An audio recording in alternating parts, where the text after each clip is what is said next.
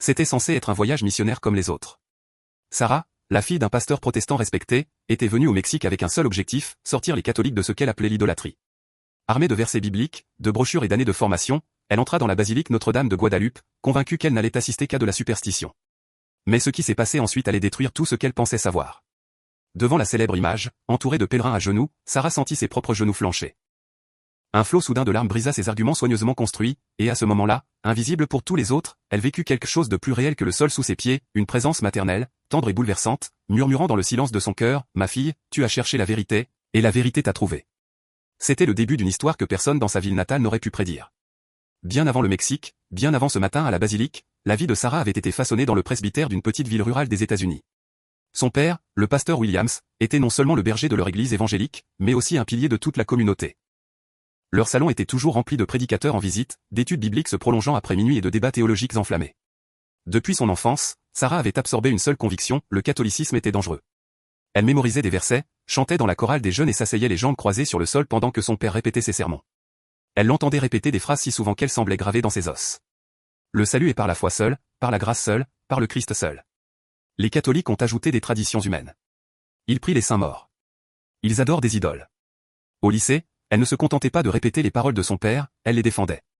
Lors de débats en classe, Sarah démantelait avec assurance les croyances catholiques avec une précision répétée. Les professeurs admiraient son audace. Ses camarades de classe la considéraient comme une étoile montante de l'apologétique protestante. Elle organisait des études bibliques pour les jeunes, dirigeait des réunions de prière et devint une fille modèle dans une église qui s'attendait à ce qu'elle entre un jour dans le ministère. L'université n'a fait que renforcer cette certitude. Dans un séminaire baptiste respecté, elle étudia les réformateurs.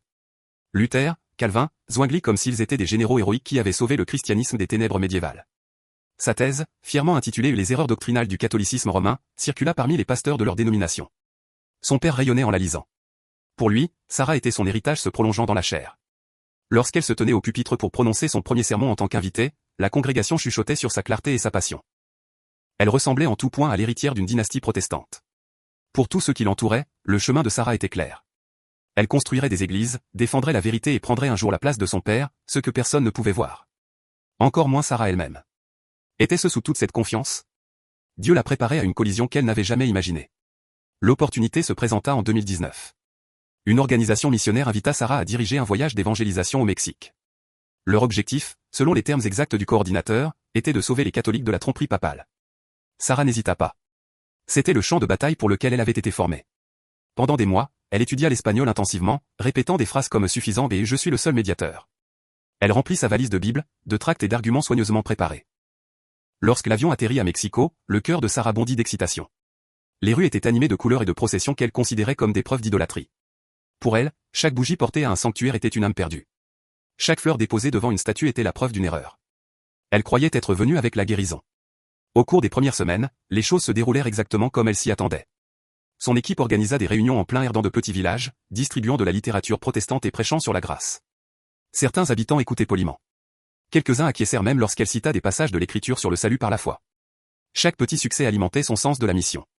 Pourtant, quelque chose commençait à la troubler. Les gens qu'elle rencontrait ne correspondaient pas à la caricature avec laquelle elle avait grandi. Au lieu de paysans ignorants se prosternant devant des idoles, elle voyait des mères enseigner à leurs enfants à se signer avant les repas, des agriculteurs murmurant des prières sincères et des adolescents s'agenouillant devant le Saint-Sacrement avec une révérence qui la surprenait. Pourtant, elle endurcit son cœur. Ils sont sincères, se dit-elle, mais sincèrement dans l'erreur. Elle griffonna des notes pour de futurs sermons, des exemples de superstitions catholiques qu'elle pourrait dénoncer à son retour chez elle. Ce que Sarah ne pouvait pas savoir, c'est que sa détermination à affronter le catholicisme la conduirait directement au cœur même de celui-ci, dans un lieu qu'elle avait moqué pendant des années, où des millions de personnes venaient en pèlerinage, et où sa vie allait être changée à jamais, la basilique Notre-Dame de Guadalupe. La première semaine au Mexique ressembla à un terrain familier pour Sarah, des tracts distribués, des conversations polies, voire quelques invitations à partager son témoignage. Mais vint ensuite l'inattendu, la force tranquille des personnes même qu'elle était venue sauver. Dans un petit village à l'extérieur de Puebla, elle regarda une femme âgée s'agenouiller sur un carrelage fêlé, un chapelet glissant entre ses doigts, ses lèvres murmurant le nom de Jésus avec une telle tendresse que cela réduisit Sarah au silence. Dans ses commentaires, elle avait appris à considérer le chapelet comme une répétition vide. Mais ici, cela ressemblait davantage au cri d'un enfant à son père. Dans une autre maison, elle se joignit à une famille pour dîner. Avant de manger, les enfants firent le signe de croix, pas précipité, pas superstitieux, mais délibéré, comme s'ils enveloppaient la table de la protection de Dieu. Le père baissa la tête avec des larmes en remerciant le Christ pour le pain quotidien. Sarah se sentit inopinément émue, même si elle griffonnait des notes. Il confondait les gestes avec la vraie foi. Pourtant, des doutes s'insinuèrent. Pourquoi leur dévotion semblait-elle si authentique? Pourquoi leur joie semblait-elle plus profonde que celle de nombreux services religieux chez elle? Le dimanche, elle assista à une messe de village simplement pour observer. Elle s'attendait à un rituel sans vie. Au lieu de cela, elle entendit des voix élevées d'anciennes prières avec une solennité qui portait des siècles d'espoir. Des hommes et des femmes s'agenouillèrent sur des sols durs, leur corps disant ce que les mots ne pouvaient pas dire, nous appartenons à quelque chose de plus grand que nous-mêmes. La première réaction de Sarah fut l'irritation. L'émotion ne peut pas être synonyme de vérité, murmura-t-elle. Pourtant, son cœur murmurait une question qu'elle n'osait pas exprimer à voix haute, et si ce n'était pas de l'ignorance, mais quelque chose que j'ai manqué? Elle écrivit dans son journal ce soir-là, leur foi est mal avisée, mais leur amour pour le Christ est indéniable. Suis-je ici pour leur enseigner ou pour apprendre d'eux? À ce moment-là, un nom revenait sans cesse dans chaque ville, dans chaque conversation, Guadeloupe, des statues dans les maisons, des chansons à la radio, des peintures murales au coin des rues. Pour Sarah, c'était la confirmation de l'erreur catholique. Pour les gens, c'était le battement de cœur de leur dévotion. Alors, lorsqu'un catéchiste local l'invita à visiter la basilique de Mexico, elle accepta. Non pas avec ouverture d'esprit, mais avec du feu dans la poitrine. Je vais enfin voir l'épicentre de l'idolâtrie et je vais le dénoncer pour ce qu'il est. Elle n'avait aucune idée qu'elle se dirigeait vers le moment qui allait détruire son monde entier. C'était un mardi matin à la fin de l'automne lorsque Sarah posa le pied sur l'immense place de la basilique Notre-Dame de Guadeloupe. Des pèlerins affluaient de toutes les directions, des agriculteurs portant des chapeaux de paille, des adolescents portant des fleurs, des mères serrant dans leurs bras des bébés enveloppés dans des couvertures colorées. Certains marchaient pieds nus, d'autres à genoux, chaque visage marqué non pas par la peur, mais par une attente rayonnante. Le premier réflexe de Sarah fut la critique. Regardez tous ces efforts pour un morceau de tissu, pensa-t-elle, serrant sa Bible plus fort. Elle se fraya un chemin à travers la foule, déterminée à prouver qu'elle avait raison. À l'intérieur, l'air était différent. Des bougies scintillaient comme des étoiles. Des hymnes flottaient doucement, mêlés au bruit discret des prières murmurées. Pendant un instant, elle oublia de prendre des notes. Une étrange force pesa sur ses défenses. Elle la repoussa. Reste concentrée, se rappela-t-elle. Elle monta sur le trottoir roulant qui transportait les visiteurs sous l'image. Elle l'avait étudié dans des livres, l'avait rejeté comme un art astucieux. Elle s'attendait à ne rien ressentir. Mais à l'instant où ses yeux rencontrèrent la tilma, la force quitta son corps. Les couleurs semblaient vivantes. Les yeux de Marie regardant vers le bas, ses mains jointes en prière, les étoiles sur son manteau scintillant comme si elles venaient fraîchement du ciel. Sarah se dit que ce n'était que de la peinture et du tissu. Pourtant, quelque chose en elle se brisa sans avertissement. Des larmes coulaient sur ses joues. Ses genoux flanchèrent et elle tomba là, parmi des inconnus. Elle essaya de formuler une objection, un verset biblique, n'importe quoi pour l'expliquer, mais une présence l'engloutit, pas dure ou condamnant, mais maternelle, douce, terriblement tendre. Dans le silence de son cœur, elle entendit des mots auxquels elle ne s'était jamais attendue, « Ma fille, tu as cherché la vérité, et la vérité est venue à ta rencontre. » Les sanglots redoublèrent. Ce n'était pas une ruse de l'émotion. C'était réel. Elle sentit que chaque blessure, chaque doute, chaque certitude orgueilleuse était rassemblée dans des bras qui avaient toujours attendu. Elle serra sa Bible contre elle, murmurant « Jésus ». Mais au lieu d'un conflit, elle ressentit une harmonie. Marie ne l'éloignait pas du Christ. Marie la conduisait à lui. Des heures passèrent inaperçues. Les pèlerins se déplaçaient autour d'elle, mais personne ne la fixait du regard. Quelques-uns s'agenouillèrent à côté d'elle, posant doucement leurs mains sur ses épaules, murmurant des prières qu'elle comprenait à peine. La compassion sur leur visage la transperça. C'étaient les personnes mêmes qu'elle était venue sauver. Pourtant, c'étaient eux qui intercédaient pour elle. Lorsqu'elle se releva enfin, Sarah se sentit mise à nu. La forteresse d'arguments qu'elle avait construite depuis son enfance était en ruine, et pourtant, dans les décombres, il y avait une étrange liberté nouvelle, une paix qui défiait toute explication. En sortant de la basilique, elle tremblait. Ses pensées s'en mêlaient dans tous les sens. Et si les catholiques avaient raison? Et si cette église était celle que le Christ avait fondée? Et si Marie n'était pas une rivale, mais une mère? Ces questions la terrifiaient. Elle menaçait son identité, son ministère, voire l'amour de sa famille. Mais elle suscitait aussi un espoir qu'elle ne pouvait ignorer. Cette nuit-là, dans son journal, elle n'écrivit ni argument ni critique.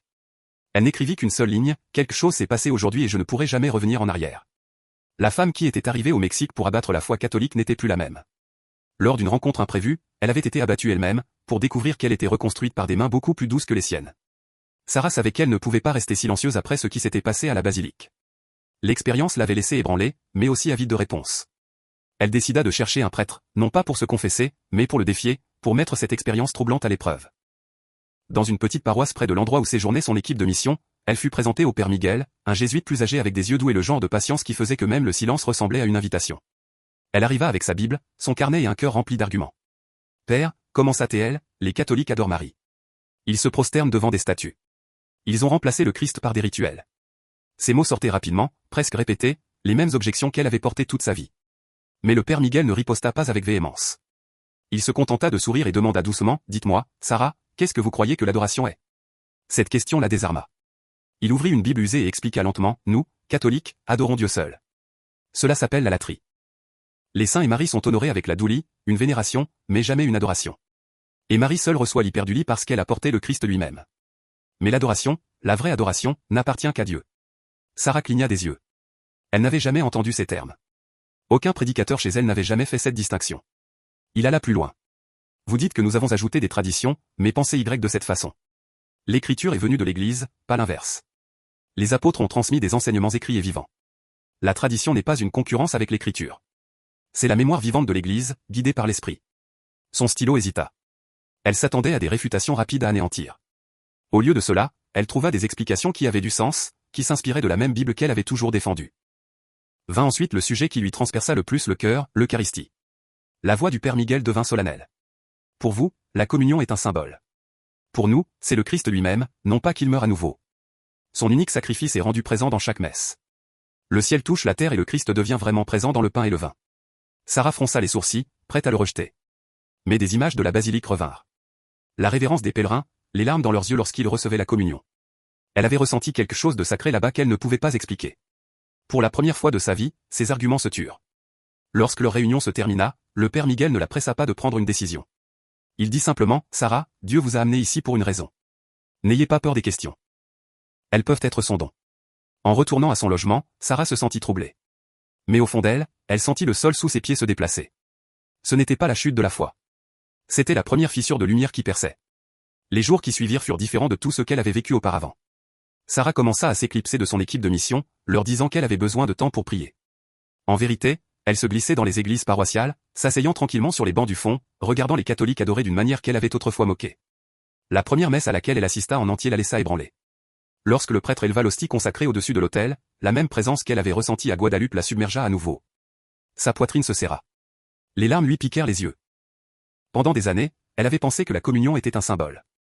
Mais ici, chaque tête inclinée, chaque amen murmuré, semblait témoigner, il est ici. La nuit, elle lut avec fièvre le catéchisme, des extraits d'Augustin et d'Aquin, des versets sur Marie qu'elle avait survolés. Pleine de grâce. Bénie entre toutes les femmes. Elle les souligna avec des mains tremblantes. Pour la première fois, elle vit Marie non pas comme une rivale du Christ, mais comme la première disciple, la femme qui dit oui plus parfaitement que quiconque. La lutte était féroce. Elle appela son père tard dans la nuit, faisant allusion à des doutes sans trop avouer. Il la rassura. Satan attaque le plus fort lorsque nous gagnons des âmes. Mais ces paroles ne la calmèrent plus. Au lieu de cela, elles approfondirent la douleur. Était-elle en train de le trahir? Ou d'obéir enfin à Dieu? Les semaines passèrent. Les questions devinrent des certitudes. Les certitudes devinrent des convictions. Elle ne pouvait plus le nier. L'Église qu'elle avait combattue détenait la plénitude de la vérité. Un soir, elle retourna à la basilique.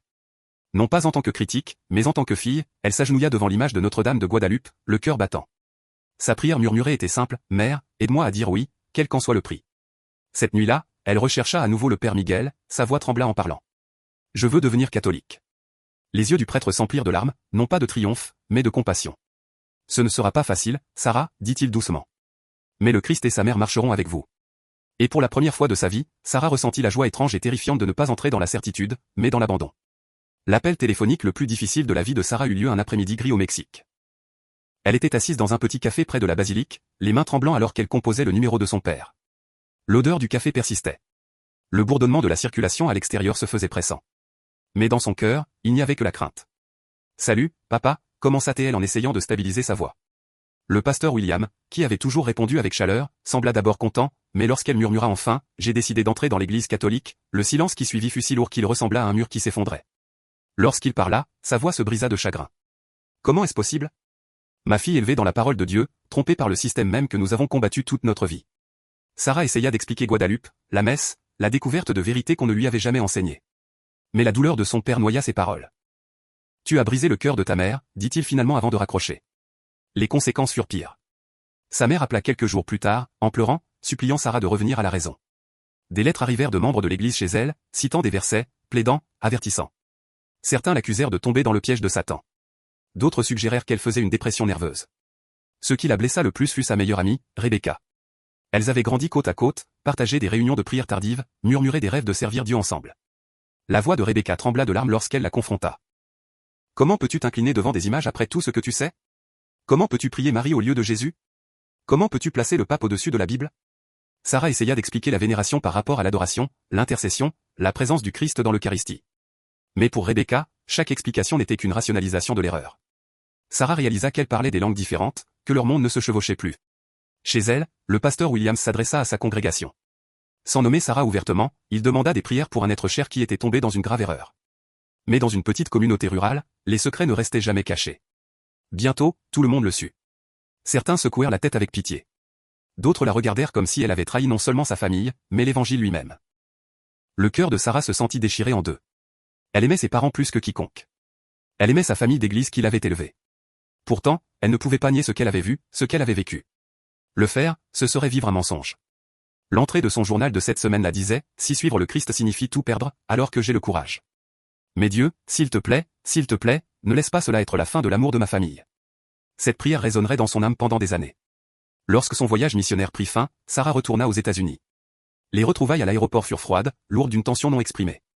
Son père la serra dans ses bras, mais la chaleur avait disparu. Sur le chemin du retour, il plaida une fois de plus. Personne d'autre n'a besoin de le savoir. Nous pouvons dire que ce n'était qu'une phase. S'il te plaît, Sarah, ne jette pas tout par terre. Elle pleura doucement, mais répondit avec une conviction tremblante. Papa, je ne peux pas nier ce que j'ai vu. Je ne peux pas vivre un mensonge. La vie à la maison devint insupportable. Sa chambre était figée dans le temps, des diplômes au mur, des étagères remplies de théologie réformée. Pourtant, elle se sentait comme une étrangère dans sa propre maison. Chaque repas se transformait en débat. Chaque silence ressemblait à une accusation. Finalement, Sarah sut qu'elle devait partir. Elle déménagea dans une autre ville, assez loin pour échapper à la pression constante, assez près pour espérer une réconciliation un jour. Là, elle trouva une paroisse catholique nichée à la périphérie de la ville. Le pasteur, le père James, était un prêtre âgé avec des yeux doux et des mains burinées. Lorsque Sarah lui raconta son histoire, il ne jubila pas et ne condamna pas sa famille. Au lieu de cela, il dit doucement, « Votre conversion est un don de Dieu, mais c'est aussi une croix. Vous ne la porterez jamais seule. » Pour la première fois depuis des mois, Sarah se sentit en sécurité. Elle commença à assister régulièrement à la messe, se glissant dans le rythme de la vie catholique, des prières, des sacrements, une nouvelle famille de foi. Elle fit du bénévolat dans un organisme de bienfaisance lié à la paroisse, découvrant une nouvelle façon de vivre sa vocation, non pas par des débats ou des tracts, mais par des actes de miséricorde. Bien que la douleur du rejet de sa famille ne s'estompa jamais, les blessures commencèrent à guérir. Dans cette nouvelle ville, Sarah n'était pas la fille du pasteur Williams. Elle était simplement une sœur en Christ, accueillie, embrassée et aimée. La lettre arriva 3 ans après la conversion de Sarah. L'écriture était celle de son père, familière et stable, mais les mots la secouèrent jusqu'à la moelle. Sarah, tu seras toujours ma fille, et je t'aimerai toujours. Mais tant que tu resteras dans l'erreur, je ne pourrai pas partager la communion avec toi. S'il te plaît, ne reviens plus jamais dans notre église. Cela cause un scandale parmi les fidèles. Elle n'était pas écrite avec colère. Elle était écrite dans le chagrin, mais l'effet était le même, un mur, formel et définitif. Sarah la lut encore et encore jusqu'à ce que l'encre se brouille avec ses larmes. Cette nuit-là, elle se rendit devant le tabernacle, plaçant la lettre sur le banc à côté d'elle. « Jésus, murmura-t-elle, j'ai renoncé à ma réputation, à mon ministère, voire à ma famille, mais je ne peux pas renoncer à toi. » La douleur était écrasante. Pourtant, au sein de cette douleur, quelque chose d'inattendu grandit, une union plus profonde avec le Christ.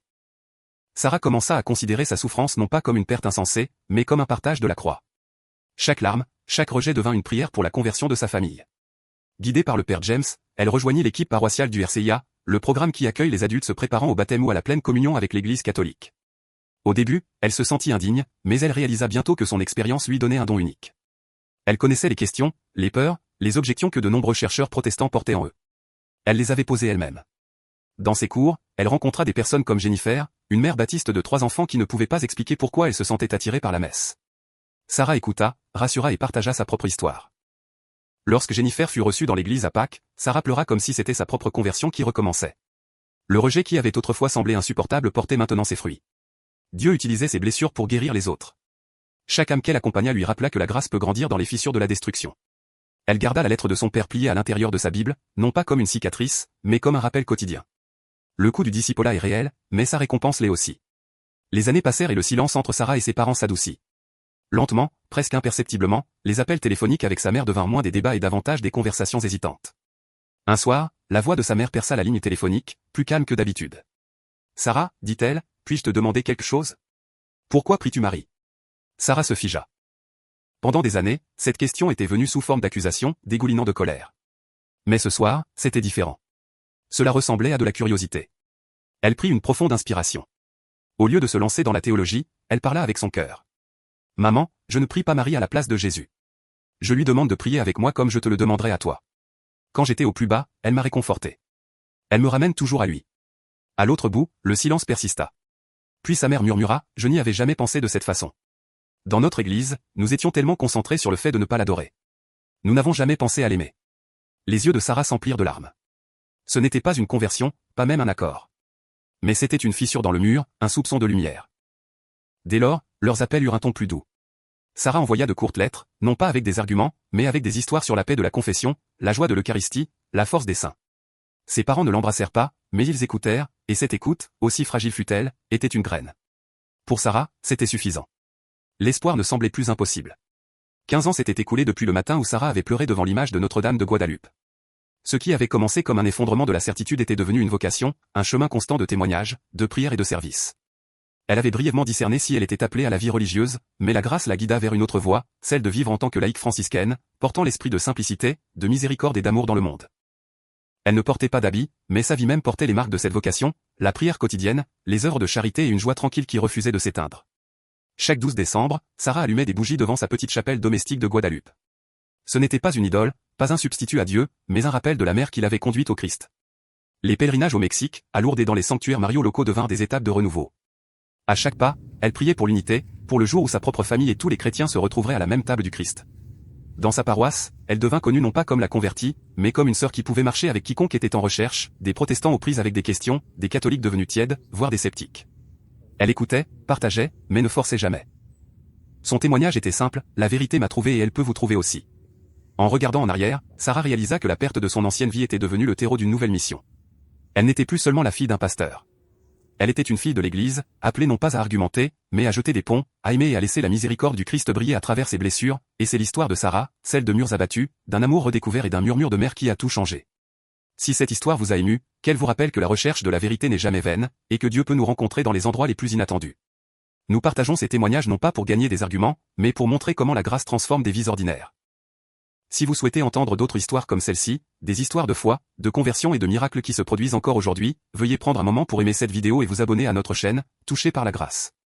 Cela nous aide à apporter davantage de ces voyages puissants au cœur du monde entier.